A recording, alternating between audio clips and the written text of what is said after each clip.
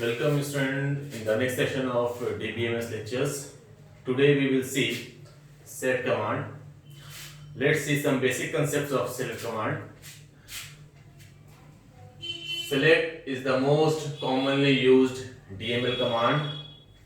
Using select, user can view or retrieve data. The word used to view data is called query. SQL command is used to retrieve data from database is known as data query language, that is DQL. So select is also a DQL command. Select statement is used to fetch the records or rows or data or tuples from one or more database tables in the form of result table. This result table is called result sets. Number of table at input side of select must be at least one, but will always a single table at output side. ये कुछ basic concepts है regarding select statement के, select command के. सबसे पहले यहाँ पे लिखे हैं, वन बाय वन हम लोग चेक करते हैं क्या लिखा गया है. सबसे पहले लिखा गया है it is the most commonly used DML command. सबसे ज्यादा यूज होने वाला जो कमांड है वो है सिलेक्ट कमांड. सिलेक्ट क्या होता है, सिलेक्ट कैसे काम करता है, इसके लिखा गया है using select user can view और retrieve data. The word used to view data is called query. In SQL select command का यूज करते हैं हम लोग किसी भी टेबल या किसी भी व्यू या किसी भी सिंगल या मल्टीपल टेबल्स या सिंगल या मल्टीपल टेबल्स में स्टोर्ड सारे रिकॉर्ड्स को या डेटा को या टपल्स को देखने के लिए, व्यू करने के लिए, फेच करने के लिए, रिट्रीव करने के लिए हम लोग select कमांड का यूज करते हैं. और वो वर्ड, वो टर्म जिसका यूज कर, जिससे हम लोग पता करते हैं कि हम लोग डेटा को व्यू कर रहे हैं, डेटा के को व्यू करने के टर्म को हम लोग क्यूरी कहते हैं. तो वो क्यूरी क्या कहलाता है, क्यूरी इज अ टर्म या it is the word used to view data in view data from database. Database से जो डेटा को हम लोग व्यू कर रहे हैं, देख रहे हैं या रिट्रीव कर रहे हैं, उस टर्म को हम लोग बोलते हैं क्यूरी. नेक्स्ट है SQL command is used to retrieve data from database is known as data query language. SQL commands में वो सारा कमांड जो इस्तेमाल होता है, यूज होता है किसी भी डेटाबेस से डेटा को रिट्रीव करने के लिए या फेच करने के लिए, उन सारे कमांड्स को हम लोग बोलते हैं data query language, that is DQL. Means DQL वो सारा कमांड है जिसका यूज करके हम लोग डेटाबेस में से डेटा को रिट्रीव करते हैं या फेच करते हैं. तो उन सारे कमांड्स को हम लोग बोलते हैं DQL. क्योंकि सिलेक्ट का भी काम वैसा ही है, वो फेच करता है, रिट्रीव करता है, इसलिए हम लोग कह सकते हैं कि सिलेक्ट कमांड भी या सिलेक्ट स्टेटमेंट भी एक DQL स्टेटमेंट है. ये सिलेक्ट भी एक डेटा क्यूरी लैंग्वेज है. नेक्स्ट स्टेटमेंट लिखा हुआ है select statement is used to fetch. इसका डेफिनेशन है कि select statement is used to fetch the records और रोज और tuples from one or more database tables. क्योंकि हम लोग सिर्फ टेबल ही पढ़ रहे हैं इसलिए हम लोग डेटा टेबल की बात कर रहे हैं, लेकिन ये व्यूज के लिए यूज हो सकता है. From in the form of result table. समझने की बात है यहाँ पे, ये क्या कर रहा है कि सिलेक्ट स्टेटमेंट वैसा स्टेटमेंट है या सिलेक्ट स्टेटमेंट का वो यूज है कि वो फेच करता है, खींचता है, लाता है या रिट्रीव करता है रिकॉर्ड्स को और रोज को. रिकॉर्ड्स बोले या टपल बोले या रोज बोले या टेबल में से डेटा को बोले, उन सारी चीज को फेच करता है. कहां से फेच करता है, one or more table. Means कोई जरूरी नहीं है कि जो डेटा हम लोग फेच करना चाहते हैं या व्यू करना चाहते हैं वो किसी एक टेबल में ही स्टोर हो, वो मल्टीपल टेबल्स में भी स्टोर हो सकता है. तो उन मल्टीपल टेबल से भी हम लोग डेटा को फेच कर सकते हैं. तो ये स्टेटमेंट यूज होता है डेटा और रिकॉर्ड्स को, रोज को, टेबल्स को फेच करने के लिए, लाने के लिए, खींचने के लिए, रिट्रीव करने के लिए एक से ज्यादा टेबल में से या एक से ज्यादा व्यूज से भी हम लोग कर सकते हैं. व्यू जो कि यहाँ पे हम लोग भी नहीं लिखे हैं, व्यू भी हम लोग नहीं पढ़े, इसको नहीं यूज किए हैं. तो एक से ज्यादा एक किसी डेटाबेस में एक या उससे ज्यादा टेबल हो या एक या ज्यादा व्यू हो, उन सारे व्यूज में से, उन सारे टेबल्स में से रिकॉर्ड्स को फेच करने के लिए हम लोग सिलेक्ट स्टेटमेंट यूज करते हैं। अब वो टेबल जो फेच होता आता है वो किस फॉर्म में आता है, वो आता है टेबल के फॉर्म में। मतलब ये कि हम लोग जो इनपुट मिल रहा है सिलेक्ट स्टेटमेंट को वो भी एक टेबल है और जो आउटपुट मिल रहा है वो भी एक टेबल है। तो हम लोग टेबल से ही रिकॉर्ड्स को फेच करते हैं और जो उसका आउटपुट आता है वो भी टेबल आता है। और उस टेबल जो सिलेक्ट स्टेटमेंट का रिजल्ट होगा या जिसका आउटपुट होगा वो किस फॉर्म में आएगा, वो भी एक रिजल्ट, उसका रिजल्ट भी एक टेबल के फॉर्म में आएगा और उस टेबल को हम लोग बोलेंगे रिजल्ट सेट। ठीक है, तो जो आउटपुट आ रहा है, जो इनपुट हो तो टेबल है, टेबल भी एक हो सकता है या मल्टीपल हो सकता है, लेकिन जो आउटपुट आ रहा है वो भी टेबल ही के फॉर्म में आएगा और उस टेबल को हम लोग भी बोलेंगे रिजल्ट सेट। और ये नंबर 5 पॉइंट जो है ये भी रिलेटेड है 4 से। क्या है, number of table at input side of select statement must be at least 1 but will always a single table at output side. बहुत समझने की बात है कि किसी भी सिलेक्ट स्टेटमेंट का जो इनपुट होगा, मतलब कितने टेबल से हम लोग रिकॉर्ड ले रहे हैं, कितने टेबल से रिकॉर्ड को व्यू करना चाहते हैं, रिट्रीव करना चाहते हैं, वो टेबल वो इनपुट साइड में कम से कम एक टेबल होना चाहिए, आउटपुट साइड एक कम से कम एक होना चाहिए, एक से ज्यादा हो सकता है, 1 2 3 4 5 मल्टीपल टेबल हो सकते हैं इनपुट साइड में, लेकिन एक टेबल साइड में हो गई। लेकिन आउटपुट साइड पे जो आउटपुट टेबल हमको मिलेगा, यहाँ पे हम बता रहे हैं कि रिजल्ट हमेशा आउटपुट जो है वो टेबल के फॉर्म में ही आता है या रिजल्ट सेट के फॉर्म में आता है, तो जो आउटपुट आएगा वो हमेशा एक ही आएगा। समझने की बात है कि मान लीजिए हम लोग यहाँ पे इस तरह से ये यहाँ पर हम लोग लिख दिए SQL स्टेटमेंट, SQL स्टेटमेंट लिखे हुए हैं, ये इनपुट है और यहाँ पे हमको आउटपुट मिल रहा है। ठीक है, तो इसका नंबर 4 में क्या है कि जो हमेशा इनपुट होगा, हम लोग मल्टीपल टेबल से हम लोग रोल रिकॉर्ड्स ले सकते हैं। तो इनपुट साइड में टेबल होगा, जाहिर सी बात है टेबल होगा, और आउटपुट साइड में भी टेबल होगा। इनपुट साइड में भी टेबल है और आउटपुट साइड में भी टेबल है। ये टेबल आउटपुट साइड में, आउटपुट साइड में जो टेबल है ये टेबल कहलाएगा रिजल्ट सेट। और ये टेबल हमेशा नंबर ऑफ टेबल्स कितना होगा, नंबर ऑफ टेबल हमेशा ये 1 होगा, लेकिन यहाँ पे number of table 1 and more हो सकता है। मींस हम लोग एक टेबल में से ले सकते हैं, ये नंबर ऑफ टेबल्स 1 हो सकता है, 2 हो सकता है, 3 हो सकता है, नंबर ऑफ n टेबल्स हो सकता है। मींस एम्प्लॉय टेबल है, डिपार्टमेंट टेबल है, इसी तरह अकाउंट्स टेबल है, तो कई मल्टीपल टेबल्स को हम लोग ज्वाइन कर सकते हैं, एक साथ ले सकते हैं इनपुट साइड में, और उसको फिर हम लोग क्यूरी पास करेंगे। SQL स्टेटमेंट जो ये क्यूरी है, ये क्यूरी SQL क्यूरी यहाँ पर हम लिखेंगे और इसका जो आउटपुट होगा वो भी एक टेबल ही होगा और वो टेबल हमेशा सिंगल होगा, मल्टीपल टेबल होगा। मतलब यहाँ पे ये क्या 3 टेबल हम लोग ले लिए, मींस इनपुट साइड में 3 टेबल है, लेकिन जरूरी नहीं है कि आउटपुट साइड में भी 3 टेबल हो। इन तीनों टेबल का जो आउटपुट होगा वो हमेशा सिंगल टेबल में ही यहाँ पर मिलेगा। या अगर कभी कभी होता है ऐसा कि आउटपुट कुछ नहीं मिले, जैसे कि टेबल हम मान लेते हैं, एक टेबल है, नेम है, रोल है और ब्रांच है, इसमें रोल नंबर 1 है, 2 है और 3 है। तो हम लोग एक क्वेरी लिखे जिसमें हमको फाइंड करना है, सर्च करना है रोल नंबर 4 को, लेकिन रोल नंबर 4 टेबल पे नहीं है। व्यू करना हमको उस रिकॉर्ड को जिसका रोल नंबर 4 है, तो रोल नंबर 4, सॉरी ये रोल है और ये नेम है, ब्रांच है। तो रोल नंबर 4 जो कि टेबल में नहीं है, तो आउटपुट क्या आएगा, आउटपुट इस कंडीशन में आपको कुछ दिखाई तो नहीं देगा, व्यू नहीं कर पाएंगे क्योंकि रोल नंबर एग्जिस्ट नहीं कर रहा है। तो आप कह सकते हैं कि टेबल तो नहीं है, लेकिन यहां पर भी टेबल है, उस टेबल में रिकॉर्ड नहीं। मींस हम लोग क्या कर रहे हैं, एज इनपुट SQL क्यूरी में एज इनपुट से टेबल का स्टूडेंट एज इनपुट हम लोग सिंगल टेबल ले रहे हैं, एक टेबल जा रहा है स्टूडेंट क्यूरी में, और आउटपुट में भी एक टेबल बन रहा है, लेकिन इस टेबल में नो रिकॉर्ड्स, कोई रिकॉर्ड या कोई टपल नहीं है।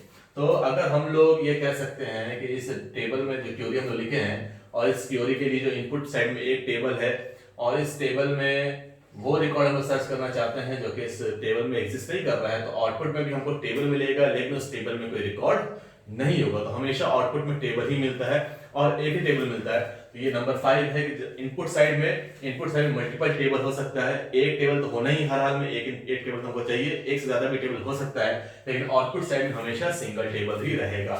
तो ये सारे पॉइंट्स है, कुछ बेसिक पॉइंट्स है। नेक्स्ट हम लोग इसमें देखेंगे सिलेक्ट स्टेटमेंट का सिंटैक्स, और सिंटैक्स से रिलेटेड हम लोग चेक करेंगे कि उस सिंटैक्स से रिलेटेड क्या बेसिक कंसेप्ट्स है।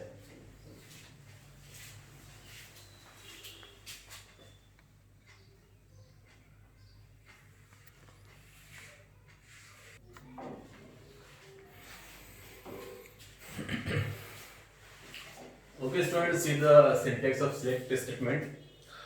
Selected statement consists of basic select statement. Syntax of select statement consists of three clauses: select, from, and where. We can write as select either asterisk or column name from table name, that is single table or multiple tables, and where condition. And see some basic concepts of select related to the syntax. Basic structure consists of three clauses: select and from, in which select and from are mandatory, where is not required if not necessary to write. If all columns are required, then asterisk can be used. One or more table names can be written in from clause. The order in which columns are represented in select clause will be same in which column will appear in the result. It may contain arithmetic operations like addition, subtraction, multiplication, division, etc. However, it does not change the database. Okay, student? इसको one by one हम लोग check करते हैं क्या है ये।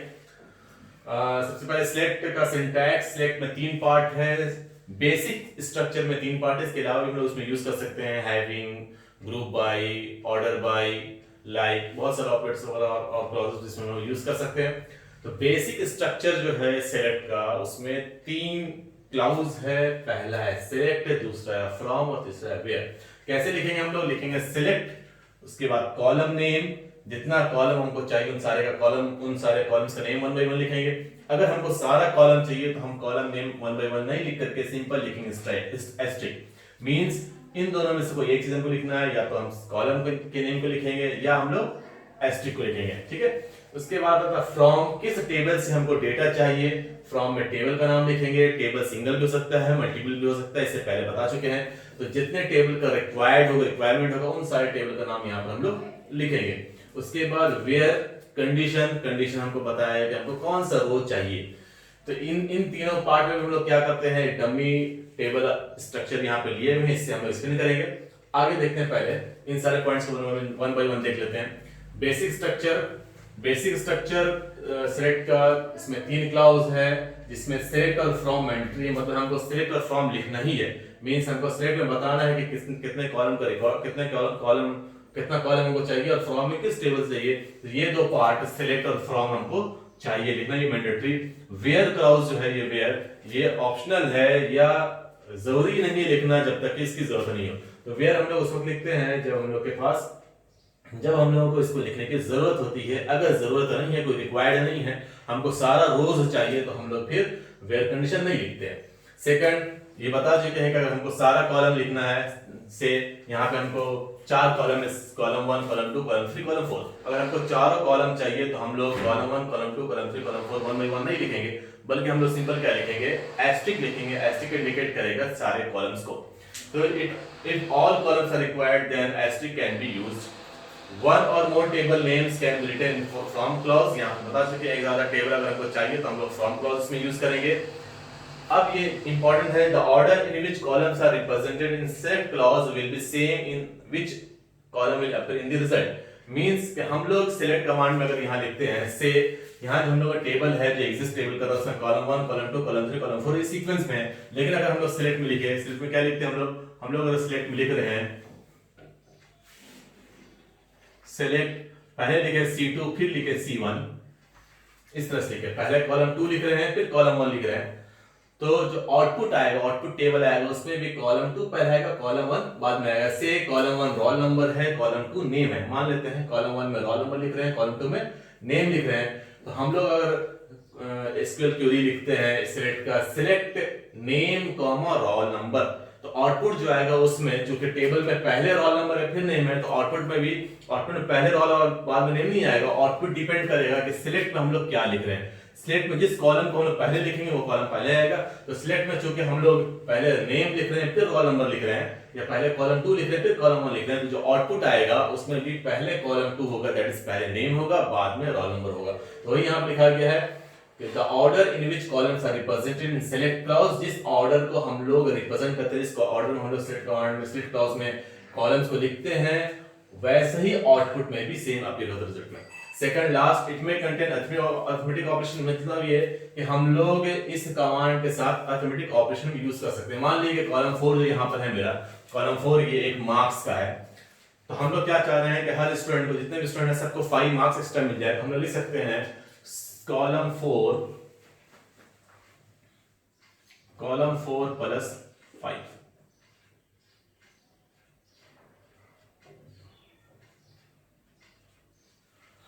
Column 4 plus 5। तो हम लोग सेलेक्ट के साथ C4 प्लस 5 मींस कॉलम 4 जो होगा, कॉलम 4 इस कॉलम में 5 मार्क्स ऐड हो जाएगा। तो जितने भी स्टूडेंट होंगे जो भी रिजल्ट आएगा उस सारे रिजल्ट में 5 मार्क्स एडिशन मिलेगा। मींस अगर रो 1 में C4 का वैल्यू 10 है तो 15 हो जाएगा, और रो 5 में कॉलम 4 का वैल्यू 50 है तो 55 हो जाएगा। तो मींस जो भी हम लोग इस तरह का स्टेटमेंट लिख सकते हैं, किसी भी अरिथमेटिक ऑपरेशंस को हम लोग डायरेक्ट यहाँ पे यूज कर सकते हैं। लेकिन ये जो कॉलम अपीयर होगा स्क्रीन पे वो C4 प्लस 5 या कॉलम 4 प्लस 5 के नाम से आएगा। आप इस कॉलम को रीनेम भी कर सकते हैं। रीनेम कैसे करेंगे? Simple, select C4 as new marks. New marks कर दिए तो C4 प्लस 5 की जगह वो न्यू मार्क्स लिखा हुआ आएगा। तो चलिए आगे हम लोग देखेंगे एग्जांपल्स में। तो इस तरह से हम लोग अरिथमेटिक ऑपरेशन को भी यूज कर सकते हैं। लेकिन इस 5 को लिखने के बाद ऐसा नहीं होगा कि बेसिक जो डेटाबेस है, डेटाबेस में कॉलम 4 का वैल्यू 5 से इंक्रीज होगा, ऐसा नहीं होगा। जो आप क्यूरी लिख रहे हैं उस टाइम में उस आउटपुट के लिए सिर्फ उसका वैल्यू 5 पड़ेगा, डेटाबेस में वैल्यू 10 का टर्न रहेगा। मतलब आप जो आउटपुट देखेंगे उसमें 15 जरूर मिलेगा या 55 जरूर मिलेगा, लेकिन डेटाबेस में वैल्यू चेंज नहीं होगा, वो 10 और 50 ही रहेगा। तो यहाँ लिखा गया it may contain arithmetic operators like plus minus multiplication division etcetera, however it does not change the database. ये डेटाबेस को चेंज नहीं करता है। सेकंड जो हम लोग इंपॉर्टेंटली देखते हैं इसमें कि हम लोग सेलेक्ट और फ्रॉम को यूज कैसे करते हैं। तो सेलेक्ट के बाद हम लोग क्या करेंगे, हमेशा याद रखिए, सिलेक्ट के बाद हमको ये हमेशा कॉलम नेम चाहिए। पे सी मान लेते हैं T1 एक टेबल है जिसमें 4 कॉलम है, C1 C2 C3 C4 और 5 रोज है, R1 R2 R3 R4। तो हम लोग सिलेक्ट में क्या लिखेंगे, कॉलम नेम। मींस हमको आउटपुट में सिर्फ कॉलम 1 C1 C2 और C4 चाहिए। हमको क्या चाहिए, सिर्फ 3 कॉलम चाहिए, C1 C2 और C4, C1 C2 और C4 चाहिए। तो हम लोग सिलेक्ट में क्या लिखेंगे, सिलेक्ट में सिर्फ हम लोग लिख देंगे यहाँ पे select C1, C2, C4। Means select statement क्या करता है, सिलेक्ट स्टेटमेंट वर्टिकली फिल्टर करता है। जितना भी कॉलम्स हम लोग यूज कर रहे हैं, इन जितना भी कॉलम्स टेबल में है उन सारे कॉलम्स में से कितने कॉलम्स को हमको चाहिए, कितने कॉलम्स को हमको व्यू करना है या कितने कॉलम्स में से डेटा को रिट्रीव करना है, वो कॉलम का नाम हम लोग सिलेक्ट के साथ लिखेंगे। मीन सिलेक्ट स्टेटमेंट क्या कर रहा है, सिलेक्ट क्लॉज क्या कर रहा है, सिलेक्ट स्टेटमेंट में सिलेक्ट क्लॉज क्या कर रहा है, सिलेक्ट क्लॉज टेबल में वर्टिकल फिल्टरिंग कर रहा है। मतलब यहाँ पे हम लिखेंगे select C1, C2, C4। Means हमको C3 का डेटा नहीं चाहिए तो हमने लिख दिया सिलेक्ट C1, C2, C4। अब फ्रॉम क्या कर रहा है, टेबल, किस टेबल से वो टेबल डेटा चाहिए। यहाँ पे टेबल हम लोग लिखे हैं T1, तो यहाँ पे सिंपल हम लिख देंगे T1। तो ये हो जाएगा select C1, C2, C4 from T1। तो टेबल T1 में से कॉलम C1, कॉलम C2 और कॉलम C4 डिस्प्ले होगा। अब वेयर कंडीशन क्या करता है, वेयर कंडीशन, अब यहाँ पे हम लोग के पास 5 रोज है, 5 रो है, तो हमको कौन सा रो चाहिए। अगर हमको पूरा रो चाहिए, पूरा टेबल चाहिए, रो 1, रो 2, रो 3, रो 4, रो 5, पांचों रो का कॉलम 1, कॉलम 2 और कॉलम 4 चाहिए, तो हम लोग वेयर कंडीशन नहीं लिखेंगे। लेकिन अगर हमको सिर्फ एक पर्टिकुलर रो चाहिए या पर्टिकुलर सेट ऑफ रोज चाहिए तो हमको वेयर कंडीशन लिखना पड़ता है। सिंपल वेयर क्या करता है, वेयर करता है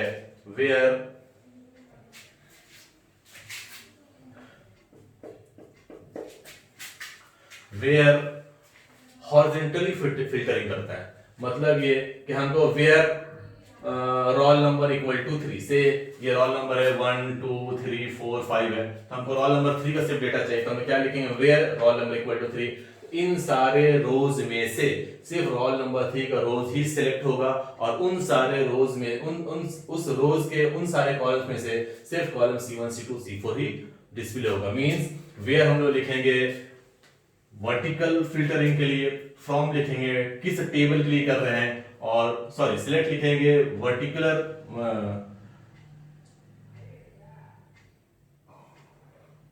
कॉलम के लिए के फिल्टर के लिए, और वेयर लिखेंगे हम लोग हॉरिजॉन्टल फिल्टरिंग के लिए।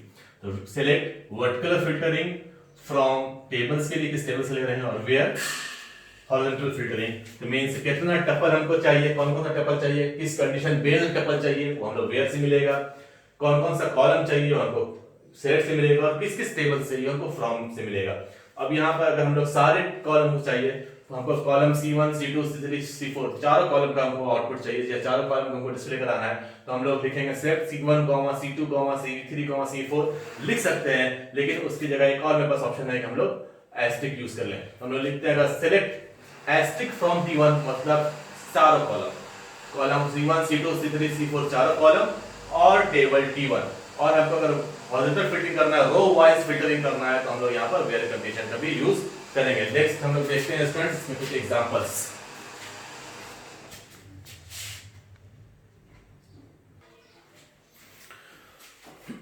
ओके स्टूडेंट, यहाँ पे एक एग्जांपल दे रहे हैं हम लोग, एक एग्जांपल टेबल है, टेबल का नाम सेम स्टूड है, इसमें 3 कॉलम है, रोल नंबर, नेम और ब्रांच, और 5 रोज है, roll number 1 name A branch CS, 2 roll B, roll 2 name B branch CS, roll 3 name C branch CB, roll 4 name D branch EC, roll 5 name E branch ME।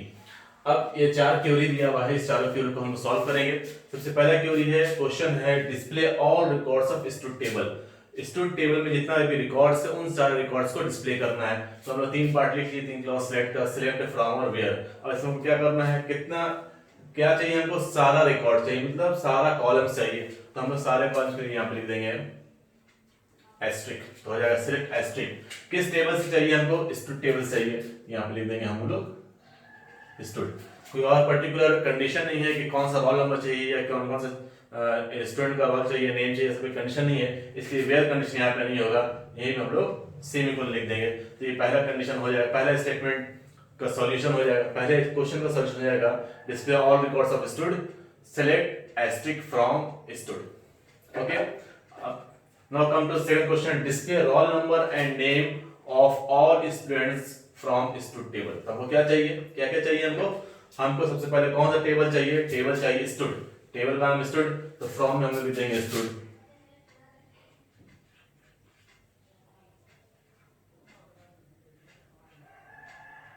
Stood table चाहिए। और क्या चाहिए, रो कौन कौन सा चाहिए हमको, सर कॉलम कौन कौन सा चाहिए, रोल नंबर चाहिए और नेम चाहिए, तो सिलेक्ट में यहाँ पर हम लिख देंगे रोल नंबर कॉमन नेम। यहां पर भी हमको सारे स्टूडेंट का रिकॉर्ड चाहिए, कोई पर्टिकुलर सेट ऑफ स्टूडेंट्स नहीं है, तो ये वेयर कंडीशन यहां पर भी यूज नहीं होगा, यहां पर हम लोग लगा देंगे सेमीकोलन। तो इसका सॉल्यूशन क्या हो गया, क्वेश्चन नंबर 2 का select roll number common name from stood, stood table से रोल नंबर नेम सारा, मतलब इसका आउटपुट क्या होगा, सिर्फ रोल नंबर नेम आएगा, रोल नंबर 1 2 3 4 5 नेम ABCDE सारा रिकॉर्ड आ जाएगा। Now move to question number 3। क्या क्वेश्चन है, display all records of student from stud table who belongs to CS branch। हमको अब क्या चाहिए, सिर्फ उन सारे स्टूडेंट का रिकॉर्ड चाहिए, सारा रिकॉर्ड चाहिए, मींस रोल नंबर भी चाहिए, नेम भी चाहिए और ब्रांच चाहिए, लेकिन किस स्टूडेंट का चाहिए, सिर्फ उसी स्टूडेंट का चाहिए जिसका ब्रांच CS है, मींस CS ये दोनों रो हमको चाहिए, बाकी CV EC EME हमको नहीं चाहिए। इसको कैसे हम लिखेंगे, सबसे पहले फ्रॉम तो रहेगा अपनी जगह पे, कौन सा टेबल है, टेबल का नाम है स्टूड, टेबल का नाम स्टूड, स्टूड लिख दिए। क्या क्या चाहिए हमको, डिस्प्ले ऑल रिकॉर्ड्स चाहिए, यहाँ पे हम लोग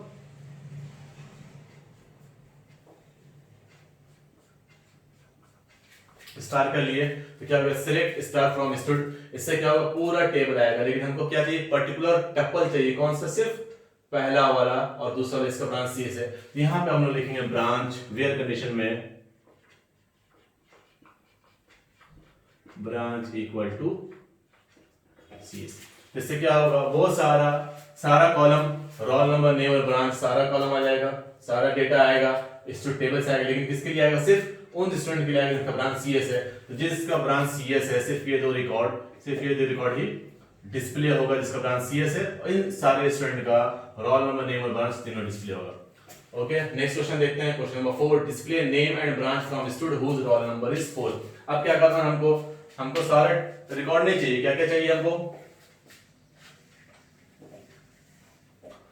किस टेबल से चाहिए, स्टूडेंट टेबल चाहिए, तो फ्रॉम स्टूडेंट लिख दिए। क्या क्या चाहिए हमको, नेम और ब्रांच चाहिए, सिर्फ नेम ब्रांच, रोल नंबर नहीं चाहिए, हमको चाहिए नेम और ब्रांच। तो सिलेक्ट में यहां हम लिखेंगे name comma branch.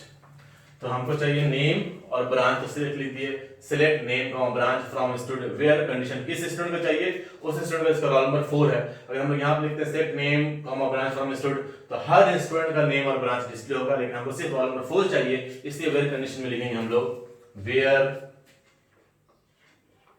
Role number equal to 4। तो ये हो गया स्टूडेंट, और कुछ एग्जांपल्स इसमें हम लोग देखेंगे।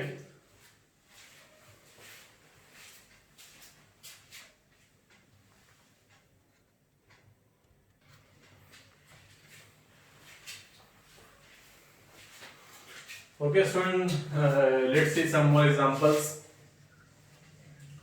Now see question number 5. Question number 5 is display all records of students from student table whose roll number is 2 and branch is CS.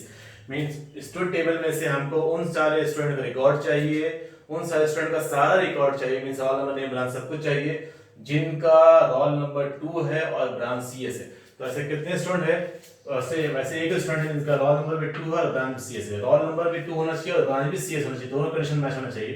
तो रोल नंबर 2 और ब्रांच CS एक ही स्टूडेंट का है। चलिए इसको किस तरह सॉल्व करेंगे हम लोग। सबसे पहले फ्रॉम में स्टूडेंट टेबल जो कि हम लोग ऑलरेडी ले रहे हैं, तो स्टूडेंट टेबल लिख देंगे फ्रॉम स्टूडेंट। सिलेक्ट क्या करना है हमको, select all records, all records के लिए हम यहाँ लिख देंगे स्टार। तो select star from student where condition क्या होना चाहिए, कंडीशन होना चाहिए कि ब्रांच भी CS हो और रोल नंबर उसका 2 हो। सिर्फ ब्रांच CS करेंगे तो ये दोनों स्टूडेंट आ जाएंगे, लेकिन हमको सिर्फ रोल नंबर 2 चाहिए, तो हमको ब्रांच के साथ रोल नंबर भी डालना होगा। तो क्या लिखना होगा हमको, where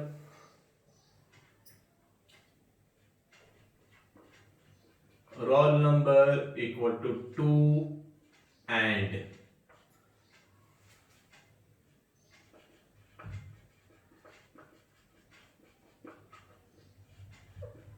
branch equal to CS।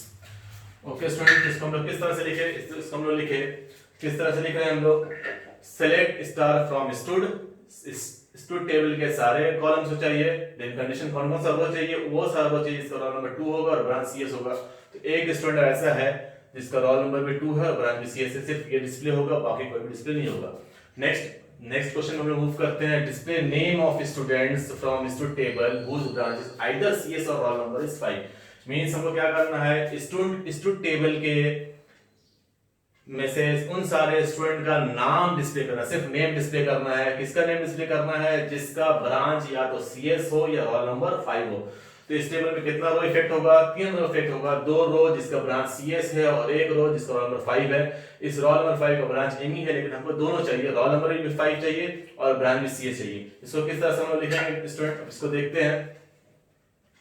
सबसे पहले सेलेक्ट, हमको क्या सेलेक्ट करना है, क्या चीज चाहिए हमको, क्या डिस्प्ले करना है, डिस्प्ले करना है नेम। तो यहां पे लिख देंगे हम लोग नेम, सेलेक्ट